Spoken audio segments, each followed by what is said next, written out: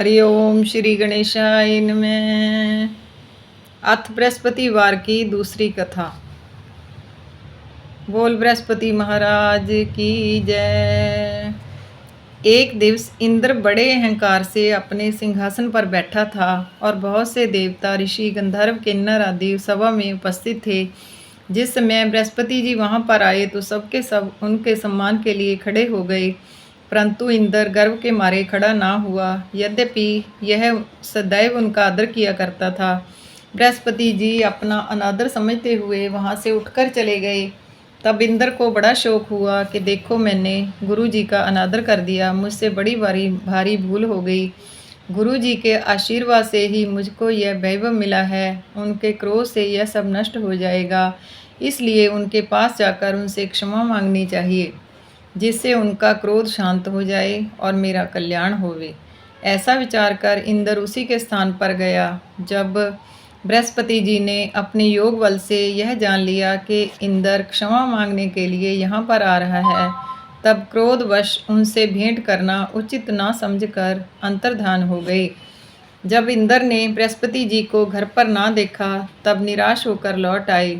जब दैत्यों के राजा वृषवर्षा को यह समाचार विदित हुआ, तो उसने अपने गुरु शुक्राचार्य की आज्ञा से इंद्रपुरी को चारों तरफ से घेर लिया, और गुरु की कृपा न होने के कारण देवता हारने व मार खाने लगे। तब उन्होंने ब्रह्मा जी को विनयपूर्वक सब वृत्तांत सुनाया और कहा कि महाराज, दैत्यों से किसी प्रकार बचाइए। तब ब्रह्मा जी कहने लगे कि तुमने बड़ा अपराध किया है, जो गुरुदेव को क्रोधित कर दिया। अब तुम्हारा कल्याण इसी में हो सकता है कि त्वष्टा ब्राह्मण का पुत्र विश्वरूपा बड़ा तपस्वी और ज्ञानी है, उसे अपना पुरोहित बनाओ, तो तुम्हारा कल्याण हो सकता है। यह वचन सुनते ही इंद्र त्वष्टा के पास गए और बड़े विनीत भाव से त्वष्टा को कहने लगे कि आप हमारे पुरोहित बनिए, जिससे हमारा कल्याण हो। तब त्वष्टा ने उत्तर दिया कि पुरोहित बनने से तपोबल घट जाता है, परंतु तुम बहुत विनती करते हो, इसलिए मेरा पुत्र विश्वरूपा पुरोहित बनकर तुम्हारी रक्षा करेगा।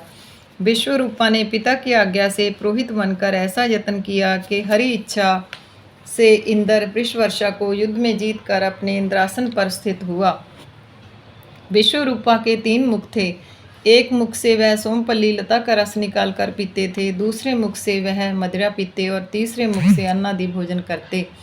इंद्र ने कुछ दिनों उपरांत कहा कि मैं आपकी कृपा से यज्ञ करना चाहता हूँ। जब विश्वरूपा की आज्ञानुसार यज्ञ प्रारंभ हो गया, तब एक दैत्य ने विश्वरूपा से कहा कि तुम्हारी माता दैत्य की कन्या है, इस कारण हमारे कल्याण के निमित्त एक आहुति दैत्यों के नाम पर भी दे दिया करो तो अति उत्तम बात है। विश्वरूपा उस दैत्य का कहना मानकर आहुति देते समय दैत्य का नाम भी धीरे से लेने लगा। इस कारण यज्ञ करने से देवताओं का तेज नहीं बढ़ा। इंद्र ने यह वृत्तांत जानते ही क्रोधित होकर विश्वरूपा के 3 सर काट डाले। मद्यपान करने वाले से भंवरा, सोमपल्ली पीने वाले से कबूतर और अन्न खाने से तीतर बन गया। विश्वरूपा के मरते ही इंद्र का स्वरूप ब्रह्म हत्या के प्रभाव से बदल गया। देवताओं के 1 वर्ष पश्चाताप करने पर भी ब्रह्म हत्या का वह पाप ना छूटा, तो सब देवताओं की प्रार्थना करने पर ब्रह्मा जी बृहस्पति जी के सहित वहां आए। उस ब्रह्म हत्या के 4 भाग किए, उनमें से 1 भाग पृथ्वी को दिया। इसी कारण कहीं कहीं धरती ऊंची नीची और बीज बोने के लायक भी नहीं होती। साथ ही ब्रह्मा जी ने यह वरदान दिया, जहाँ पृथ्वी में गड्ढा होगा, कुछ समय पाकर स्वयं भर जाएगा। दूसरा वृक्षों को दिया, जिससे उनमें से गोंद बनकर बहता है। इस कारण गूगल के अतिरिक्त सब गोंद अशुद्ध समझे जाते हैं। वृक्षों को यह वरदान दिया कि ऊपर से सूख जाने पर जड़ फिर फूट आती है। तीसरा भाग स्त्रियों को दिया, इसी कारण स्त्रियां हर महीने रजस्वला होकर पहले दिन चंडालनी, दूसरे दिन ब्रह्मघातनी, तीसरे दिन धोबिन के समान रहकर चौथे दिन शुद्ध होती हैं, और संतान प्राप्ति का उनको वरदान दिया। चौथा भाग जल को दिया, जिससे फेन और सिवाल आदि जल के ऊपर आ जाते हैं। यह वरदान मिला कि जिस चीज़ में डाला जाएगा वह बोझ में बढ़ जाएगा। इस प्रकार इंद्र को ब्रह्म हत्या के पाप से मुक्त किया। जो मनुष्य इस कथा को पढ़ता या सुनता है उसके सब पाप बृहस्पति महाराज की कृपा से नष्ट होते हैं। बोल बृहस्पति महाराज की जय।